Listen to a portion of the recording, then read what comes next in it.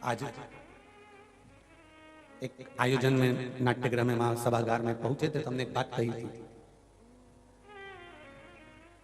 कि पूरा जमाना तुम्हारी सुनता हो, पूरे गांव के लोग तुम्हारी सुनते हो, पूरे सोसाइटी के लोग तुम्हारी सुनते हो, और तुम्हारी पत्नी और तुम्हारा पुत्र यदि तुम्हारी नहीं सुनता तो पहली फुर्सत में शिव महापुराण में जाना चालू कर दो, क्योंकि सब सुने और पत्नी और पुत्र ही तुम्हारे कहने पर नहीं चले तो वो मनुष्य का जीवन बेकार है। फिर राम नाम गाओ, शिव नाम गाओ, भगवान का भजन करो और उसका गुणगान करो।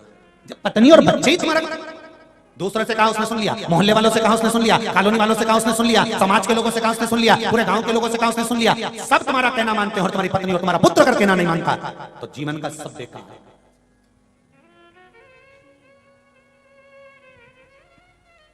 मेरे देवादिदेव महादेव, मेरे शंकर, मेरे ओघड़ी, मेरे त्रिकालदर्शी, मेरे कैलाशी अविनाशी के ऊपर एक लोटा जल चढ़ाने का फल क्या है, उसका महत्व पार्वती खंड के अंतर्गत शिव महापुराण में कहा गया कि माता पार्वती जी ने शिव जी से पूछा कि इस एक लोटा जल चढ़ाने का फल क्या है।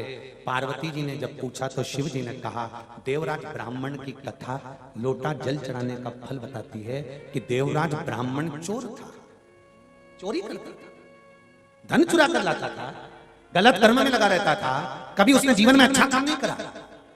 पर शंकर जी के मंदिर में मरते समय, मरने से पहले शिव जी के मंदिर में पहुंचा, शंकर जी के मंदिर में जाने के बाद शिव जी के मंदिर से बाहर निकला, एक बेलपत्री के वृक्ष के नीचे उसके प्राण छूट गए। शिव महापुराण की कथा कहती है तो पार्वती जी ने शंकर जी से पूछा, जब देवराज चोर था, गलत काम करता था, बेईमानी करता था, प्रपंच करता था, छल करता था, बेकार काम करता था, तो देवराज शिव मंदिर कैसे पहुंच गया? व्यक्ति अच्छा काम करता है तभी तो शिव महापुराण में पहुंचता है। जो बेकार काम करेगा तो शिव पुराण तक कैसे जाएगा, शिव मंदिर तक कैसे जाएगा? बेकार काम करने वाले को तो भगवान वैसे ही रोक देता है कि तो अच्छी जगह जाए मत। फिर वो अच्छी जगह कैसे पहुंच गया? शंकर भगवान ने कहा, पार्वती देवराज ब्राह्मण की जो मां थी उसका नियम था एक लोटा जल प्रतिदिन जो भी शंकर का मंदिर घर के पास था वहां जाकर चढ़ाती थी। उस जल का प्रताप ये रहा कि मरने से पहले चोर बेटा भी शंकर के मंदिर पहुंच गया और प्राण छूटने के बाद शिव के धाम चला गया। ये लोटा भर जल, सारी समस्या का हल। जरा जम के बोलो, एक लोटा जल। ऑफिस जाओ तो चढ़ा कर जाओ, दुकान जाओ तो चढ़ा कर जाओ, घर से जाओ तो एक लोटा जल चढ़ा कर जाओ। घर का एक एक बच्चा अगर एक लोटा जल चढ़ाता है तो उसके ऊपर शिव को एक बहुत सरल भाषा में इस कथा को और अच्छे से ले लो। किसी की शादी में तुम जाओ और तुम जाओ, रोटी खाओ चाहे मत खाओ, पानी पियो चाहे मत पियो, पर जिसने बुलाया है तुम उससे मिलकर आओगे कि नहीं आओगे? अरे बोलो जम के, मिलोगे ना कि भाई हम भले खाना नहीं खाए, टाइम नहीं, हमारे पास समय नहीं है, अब शादी में आए तो हो, पर एक काम तो करोगे ना? क्या? जिसने बुलाया है, जिसके घर शादी है, उससे आमना सामना तो करके आओगे, मिलके तो आओगे, उसको मुंडा दिखा के तो आओगे। क्यों मुंह दिखा कर आओगे? कि उसको लग जाए हम आए थे। उसी तरह तुम पंचाक्षर मंत्र बोलो मत बोलो, तुम षडाक्षर मंत्र बोलो मत बोलो, तुम नमः शिवाय बोलो मत बोलो, तुम श्री शिवाय नमस्तुभ्यम बोलो मत बोलो, तुम कथा सुनो मत सुनो, पर एक काम करना, जैसे शादी में तुम खाना खाओ चाहे मत खाओ, पानी पियो चाहे मत पियो, पर जिसने बुलाया है उससे मिलकर जरूर आते हो, उसको मुंह दिखाकर जरूर आते हो। उसी तरह प्रतिदिन नियम बना लो कि मुझे शंकर जी के मंदिर में अपना मुंह दिखाने के लिए जाना है, जिससे उसके पास जाऊं तो पहचान जाए कि ये रोज आता था, मेरा है, अपना है, उसको पहचान बन जाए, उसकी पहचान करना। एक चाय देने वाला भी रोज ऑफिस में आता है ना, तो ऑफिस के लोग चाय वाले को पहचान जाते हैं, क्यों रे कालू आ गया? हाँ सर, दो चाय दो कट ले। फिर अगर 4-6 दिन तक कालू आया और एक दिन नहीं आया तो लोग, दूसरा व्यक्ति आ गया, चाय का ऑर्डर दिया और वो दूसरा आया, क्यों रे चाय तूने दूसरे से मंगवा लिया? नहीं वहीं से मंगवाई। तो कालू क्यों नहीं आया? कालू क्यों नहीं आया? क्या पता, उससे पूछा क्यों रे आज चाय लेके कालू क्यों नहीं आया? सर उसकी तबीयत खराब है। अच्छा इसलिए नहीं आया? फिर सर को चिंता लगी, देखना उसको अगर कोई दिक्कत परेशानी तो मुझे बता देना, हो दवाई मंगाई चाहिए तो मैं दूं, बैग में से निकाल के ऑफिस में ही रखी हुई है, बोले तो दे दूं, तबीयत खराब हो तो। क्यों आया नहीं? तो चिंता उस व्यक्ति को ऑफिस में लग गई कि वो चाय देने क्यों नहीं आया। जब एक व्यक्ति रोज आता है चाय देने के लिए नहीं आया तो ऑफिस वालों को चिंता लग गई, बेचारा कितना अच्छा क्या हो गया उसको। उसी तरह तुम रोज रोज मंदिर जाते रहोगे, शिव के द्वार जाते रहोगे, शंकर की चौखट पर जाते रहोगे, और अगर एक दिन तुम्हारा दिल दुख गया, हृदय दुख गया, तुम शिव के द्वार नहीं गए तो उसको चिंता हो जाएगी, आज कमला भाई आई क्यों नहीं, कारण क्या है, क्या हुआ जो वो पहुंची नहीं। क्या कारण हुआ जो वो पहुंचा नहीं है? कारण क्या है? आप आए नहीं और सुबह हो गई, मेरी पूजा की थाली धरी की धरी। क्या कारण हो सकता है? क्या हुआ?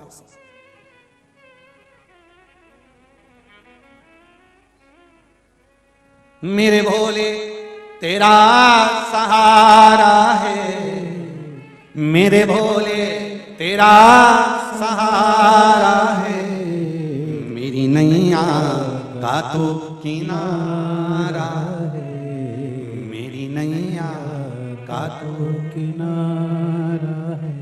क्यों नहीं आया? कारण जीवन में मनुष्य का शरीर है, मानव की देह है, दुख आएगा सुख आएगा, पर दुख आए तो घबराना नहीं, इधर उधर भटकना मती, माथा इधर उधर भड़कना नहीं कि कभी यहाँ चले गए कभी वहां चले गए। अपने को तुम फिर निवेदन कर दूं आपसे, पड़ोसन को कितनी भी चाय पिला लो, पड़ोसन को कितना भी अचार खिला दो, पड़ोसन के कितने भी पापड़ खिला दो, पर पड़ोसन कभी अपनी जायदाद का हिस्सा तुम्हें नहीं देगी। और सागर की अगर पड़ोसन हो और देती हो तो हमें भी बता दो, इसमें कोई दिक्कत नहीं।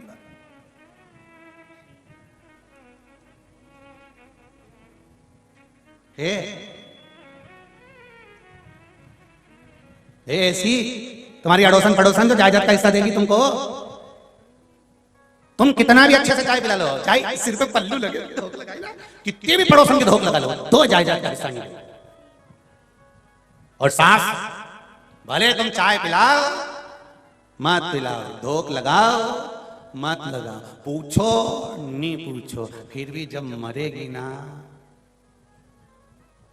वो की जितनी रकम है ना, जितनी बहू है ना, 4 5 6 2 3 सब उन्हीं को मिलना, कोई दूसरे को नहीं मिलेगी कि साथ दूसरे को दे देगी। नहीं, सास मरेगी तो उसका हिस्सा बहुओं को ही प्राप्त होगा। तुमने चाय पिलाई कि ना पिलाई, अच्छे से बोले कि ना बोले, प्रणाम करा कि ना करा, नमन करा कि नहीं करा, पर जायदाद का हिस्सा सास किसी को नहीं देगी, अपनी बहू को देगी। कई कई सास ऐसी मिलती भी है जो हमेशा कहती है कि गुरुजी मेरी बहू बड़ी बेकार है, बहुत अपशब्द बोलती, गुरुजी बहुत टेंशन देती है। तो हमने भी कह दिया एक काम कर, जितना भी तेरे पास है नहीं हरिद्वार में दिया।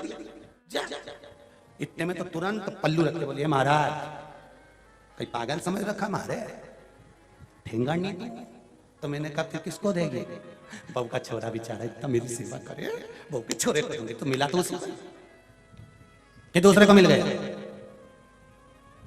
पड़ोसन को कितनी भी चाय पिला लो, प्रणाम कर लो, नमन कर लो, वो जायदाद का हिस्सा नहीं देती, पर सास को पूछो ना पूछो पर हिस्सा सास ही देती है। उसी तरह ब्रह्मा ब्रह्म लोक में रहते हैं, भगवान विष्णु वैकुंठ लोक में रहते हैं, इंद्र इंद्र लोक में रहते हैं, सारे 33 कोटि देवता अपने अपने लोक में रहते हैं, पर मृत्यु लोक में रहता है तो मेरा देवाधिदेव महादेव रहता है। आप पूछो मत पूछो, जल चढ़ाओ चाहे मत चढ़ाओ, शंकर की कथा में जाओ चाहे मत जाओ, अंत समय में तो भी मेरा महादेव अपने गले तो तुमको लगा ही लेता है। आओ मेरे पास। इसलिए मरने के बाद व्यक्ति जब मरता है तो उसको कहीं वीआईपी होटल में ले जाकर अंतिम संस्कार नहीं करा जाता। कहां ले जाता? अच्छा तो बोलो, शमशान। घर तुम्हारी पसंद का होगा, घर में लगने वाला पत्थर तुम्हारी पसंद का होगा, घर में लगने वाला किचन तुम्हारी पसंद का होगा, और मरने पर शमशान शंकर की पसंद का होगा कि कौन से मसान में चले जाओ।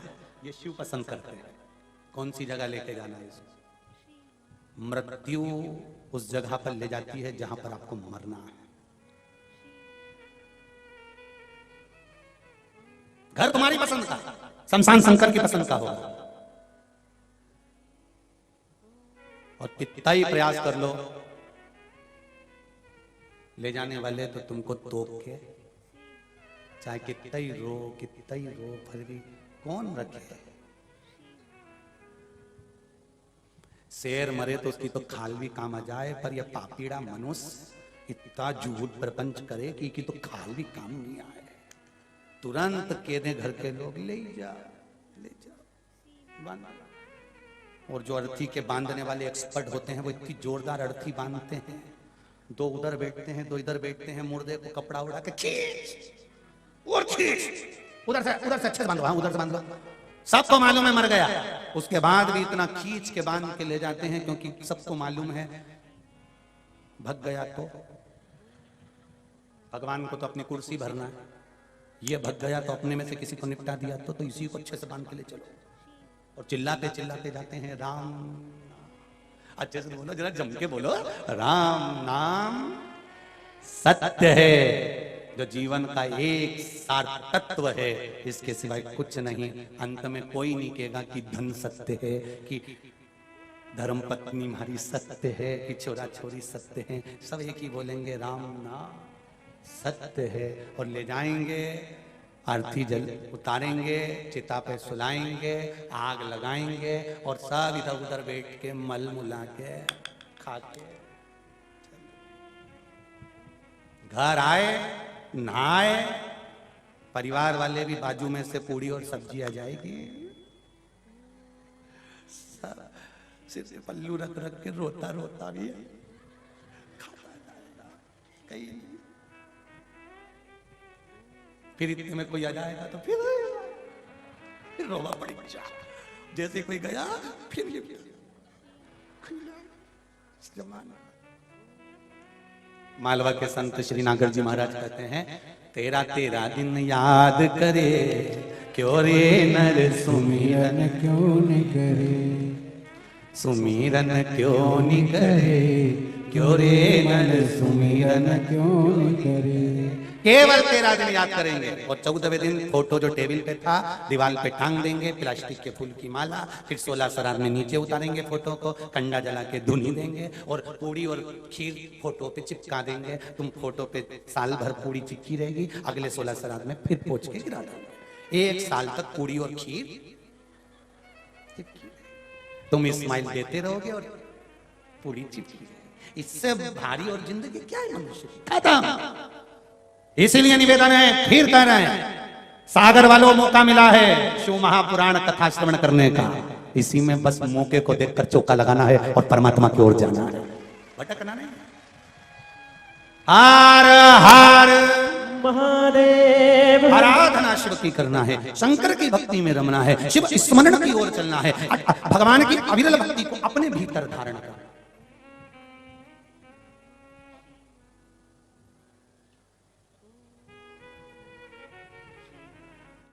भक्ति की अविरलता धारण कर कर, भगवान की भजन की अविरलता धारण कर कर, शिव स्मरण में। जैसे देवराज पहुंचा है शंकर जी के मंदिर में, शिव के स्मरण में पहुंच गया।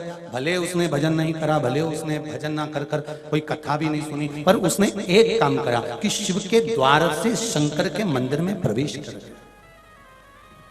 श्री शिवाय नमस्तुभ्यं, श्री शिवाय नमस्तुभ्यं, श्री शिवाय नमस्तुभ्यं। शिव के मंदिर में प्रवेश करा, उसका फल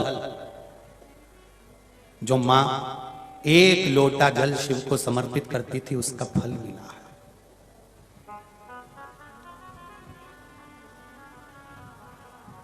बहुत ध्यान दीजिए कथा पर कि दुख आए, तकलीफ आए, कष्ट आए, वो अपनी जगह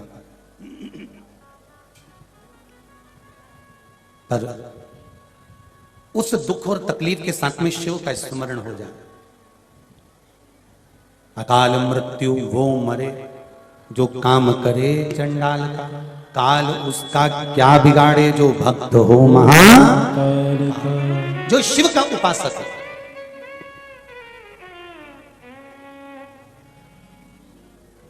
सब जाते हो शंकर जी के मंदिर, 1 लोटा जल समर्पित करने जाते हो ना? अब जरा विचार करिएगा, पहला जब तुम शिव मंदिर नहीं जाते थे, 1 लोटा जल शंकर को नहीं चढ़ाते थे, सब जगह जाते थे पर देवादिदेव महादेव के द्वार नहीं पहुंचते थे। एक उस समय का अंदाजा लगाइए, और एक शिव मंदिर जब से जाना चालू करा तब से अंदाजा लगाइए कि हृदय में कितना आनंद की अनुभूति हो रही होगी। बाबा खुद धीरे धीरे धीरे धीरे धीरे धीरे हाथ पकड़ते जाता है और पार लगा ही देता है, शिव कृपा से। एक पत्र आया है, देखिए।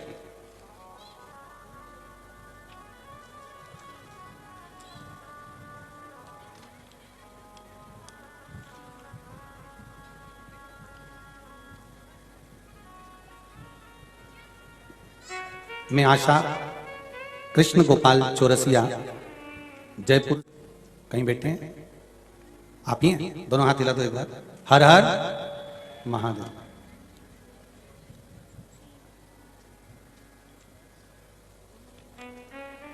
जरा माइक पहुंचा ना, माँ पास में ही है, वो नजदीक नहीं है माता जी, वहीं पहुंचा दो।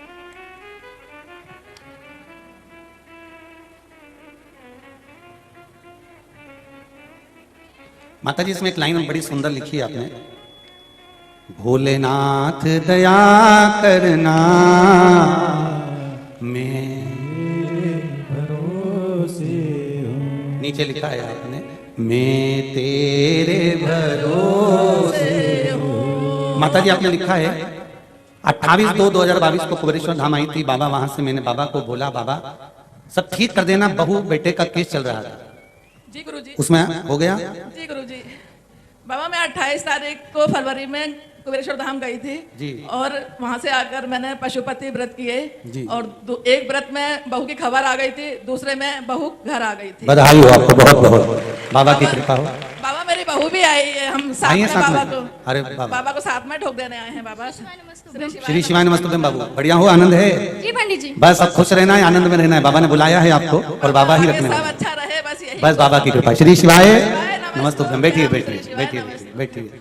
मेरे बाबा दया करना मैं तेरे भरोसे हूँ, ना घर के भरोसे हूँ, ना परिवार के भरोसे हो, ना घर के भरोसे हो, ना परिवार के भरोसे हो।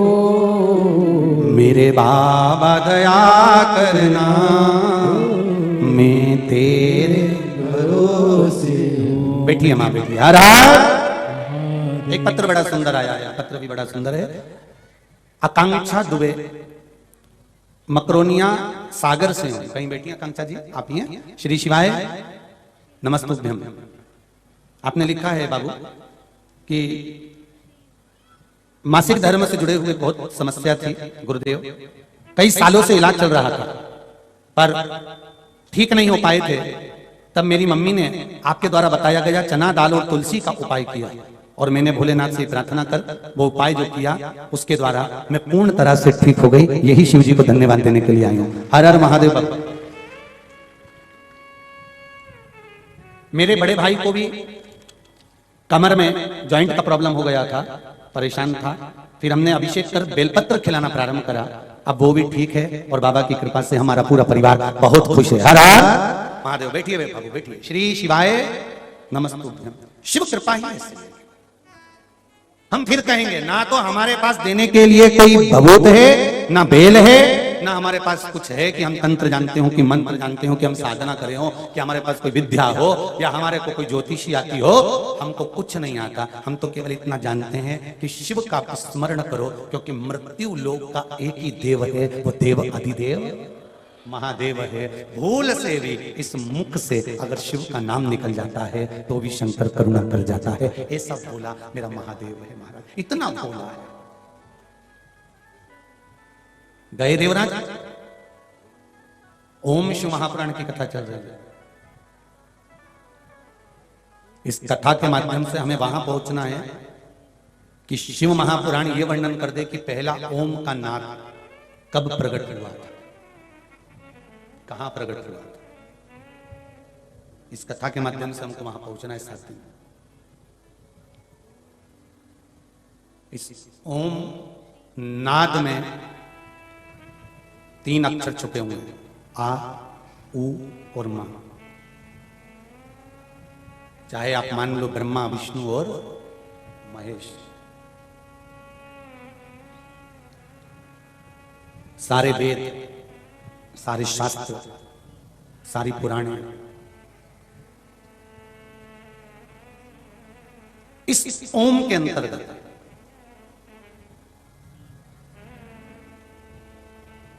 और केवल सनातन धर्म ही नहीं,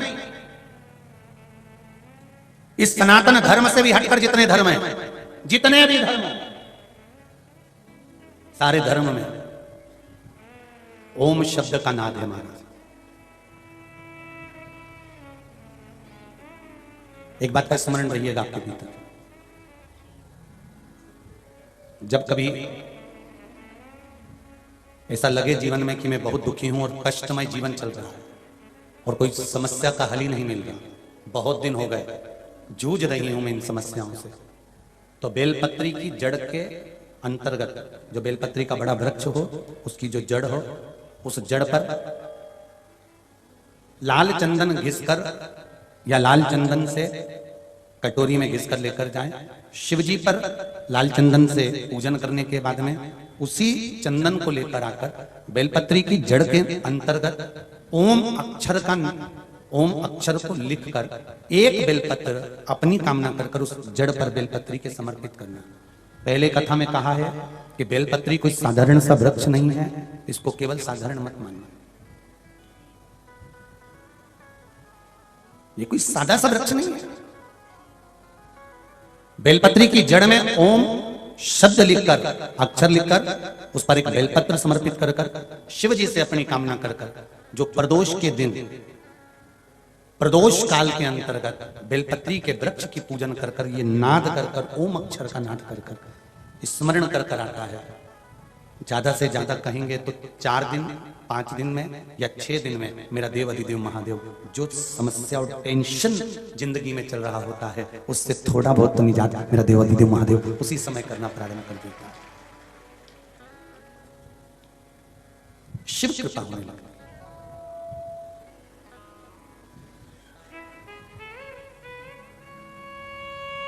पर चंदन लगा होना चाहिए शिवलिंग पर। पहले शिवलिंग पे चंदन लगाना है, उसके बाद लेकर जाना। कौन से दिन? जम के बोलो जरा। प्रदोष समय, प्रदोष काल। लग रहा है कि जूझ रहे हैं हमारे जीवन में, बहुत बहुत टेंशन, बहुत समस्या।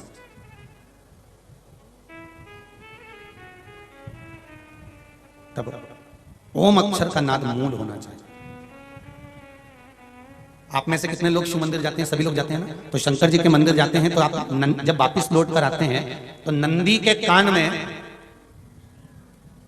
जब हम नंदी से कुछ कहते हैं, आप लोग जब वापस लौट कर आते होंगे तो नंदी से कहकर आते होंगे ना कुछ ना। तो जब हम नंदी से कुछ कहकर आते हैं, आपने देखा होगा कई लोग नंदी के कान में कुछ कहते हैं, फिर नंदी का जो सिंग होता है उस सिंग के बीच में से शिवलिंग का दर्शन करते हैं।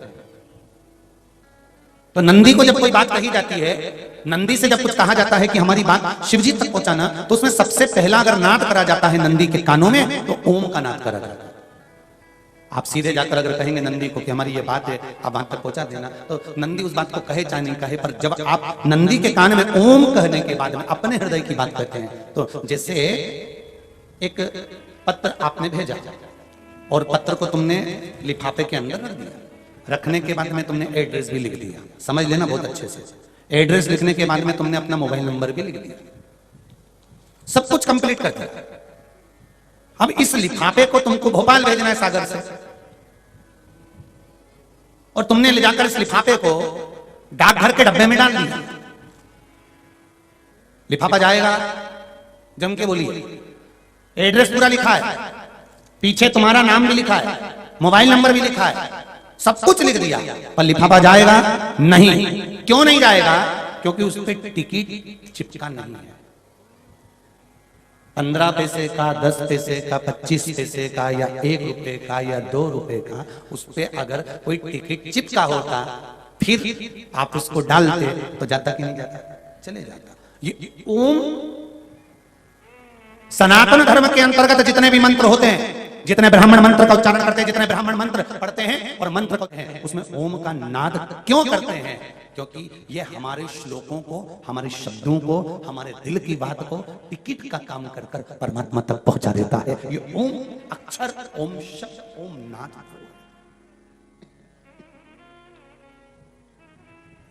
वहां तक पहुंचा।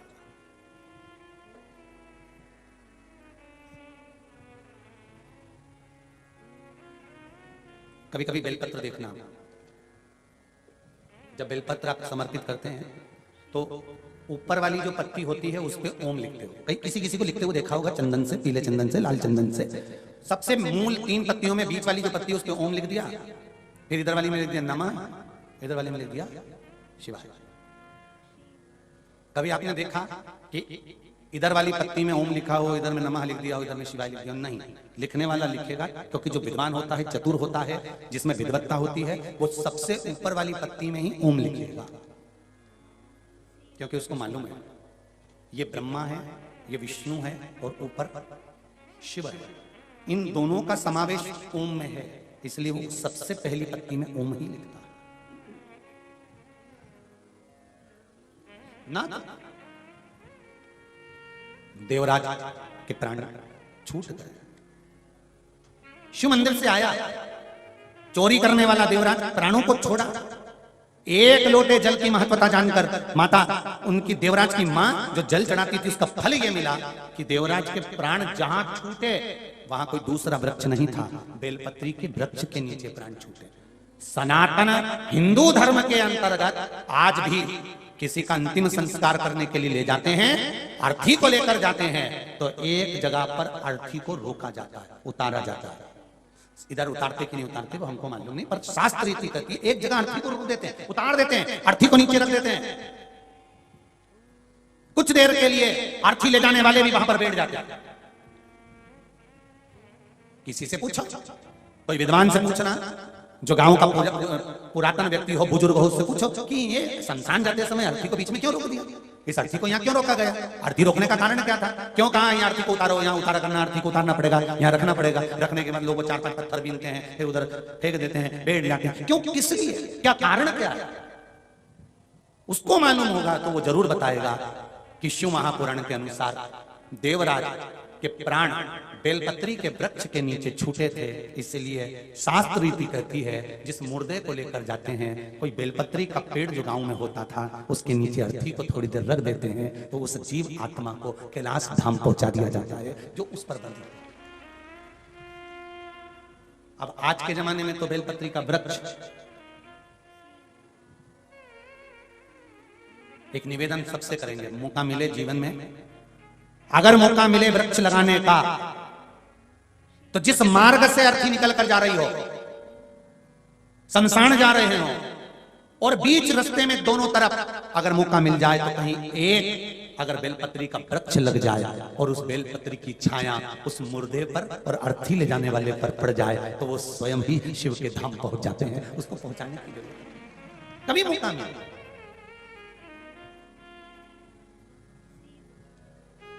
जहां देव स्थान हो, जहां देवताओं के स्थान हो, शिव के मंदिर बन रहे हो, शंकर मंदिर का विस्तार हो रहा हो, कहीं भगवान देवता विराजमान हो रहे हो, तो मेरा वहां पर वहां के ट्रस्टी हो, वहां के समिति वाले, उनसे निवेदन है कि आपके बगीचे में बेलपत्री के जितने ज्यादा से ज्यादा वृक्ष होंगे वो जीव का कल्याण करने वाले, सुख देने वाले।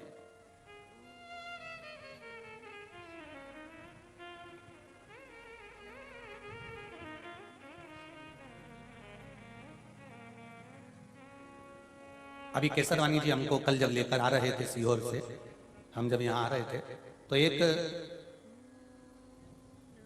भाई कथा लेने के लिए आए हुए थे नीमच के, तो केसरवानी जी भी वहां पर बैठे हुए थे। तो हमने उनसे पूछा कि भाई आपने कथा ली है, और कथा तो अभी मिली नहीं आपको 2022 में, 23 में भी नहीं मिली, आपने 24 में ली है, तो 24 में कथा ली, इसको लेने का कारण क्या था? तो उन्होंने कहा कारण से कथा ली, शरीर में रोग हो गया था, उस रोग को सही करने में लाखों रुपए लग रहे थे, पर मेरी माता जी ने कहा कि शिव जी पे चढ़ा हुआ जल का प्रयोग करना प्रारंभ कर दे, और मैंने वो प्रयोग करना प्रारंभ करा, बाबा ने मेरा शरीर ठीक कर दिया। तो अब बस यही करना है कि एक बार देवादिदेव महादेव की कथा कर, शरीर ठीक हो गया ना। हमने उनसे एक ही बात की, शरीर तुम्हारा ठीक हुआ है, पर एक काम जरूर करना, जीवन में एक बेलपत्री का वृक्ष जरूर लगा, प्रयास करो।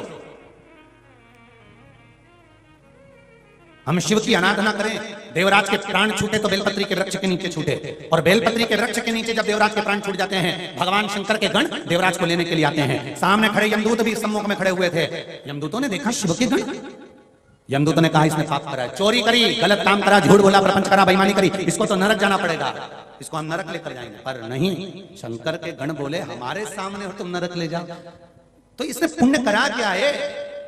शंकर भगवान के गण बोले इसने कोई पुण्य नहीं करा, केवल एक पुण्य करा कि प्राण छोड़े तो बेलपत्री के वृक्ष के नीचे छोड़े, बस एक पुण्य करा।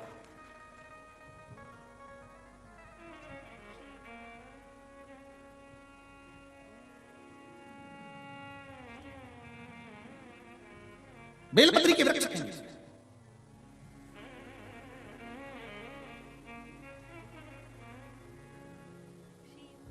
भजन, कीर्तन, स्मरण, मंत्र जाप, नाम जाप। मेरी माताएं श्री शिवाय नमस्तुभ्यम का जाप करती हैं। कई माताएं पूछती हैं क्या हम इस मंत्र को एक जगह बैठकर नहीं कर पाए? तो कौन ने कहा कि तुम बैठकर करो? तुम तो चलते फिरते स्मरण करते, जो काम करते करते भी अगर आप जप रहे हो श्री शिवाय नमस्तुभ्यम, तो ये निश्चित है आप रोटी बनाते बनाते, काम करते करते आपके मन में आ गया कि मेरा बेटे को ये तकलीफ आ गई है, मेरे परिवार में ये तकलीफ आ गई है, आप उस तकलीफ का स्मरण करो और शंकर भगवान से विनती करो, हे भोलेनाथ, एक लोटा जल में रोज चढ़ाती हूँ, भले मैं घर में काम कर रही हूँ, पर मेरा मंत्र स्वीकार करना। मैंने सुना है तेरे मंत्र में वो बल है कि संसार का मनुष्य उसको जपता है और तर जाता है। मेरा भी एक छोटा सा काम है, हे बाबा उसको आप पूर्ण करो। काम करते रहो, मंत्र जपते रहो। घट की जिज्ञासा से जब मंत्र जपा जाता है तो वो घट घट का वासी उसको स्वीकार कर ही लेता है। हम ये नहीं कहते कि तुम अपना काम छोड़ दो, अपना घर छोड़ दो, परिवार छोड़ दो, नाते रिश्ते छोड़ दो, कुटुंब कबीला छोड़ दो, मंदिर में जाकर बैठ जाओ। हम ये भी नहीं कहते कि घंटों तक मंदिर के अंदर बैठना। हमारा तो इतना सा कहना है, एक क्षण के लिए जाना और देवादिदेव महादेव के मंदिर में एक लोटा जल समर्पित कर कर श्री शिवाय नमस्तुभ्यम बोलकर उसके स्मरण कर। महाराज देवराज के प्राण गए, आगे वर्णन आया। चंचुला देवी ने बिंदु के लिए शिव महापुराण की कथा को श्रवण करा। भगवान देवादिदेव महादेव ईश्वर जी गोरा जी बनकर, गणा और गौर बनकर शिव महापुराण की कथा के यजमान बनकर शिव पुराण को सुनने के लिए तुमरुका जी के पास जाते हैं और तुमरुका जी उनको ओम अक्षर के महत्व का व्याख्यान वर्णन करते हैं। भगवान शिव और पार्वती आए हैं, जोरदार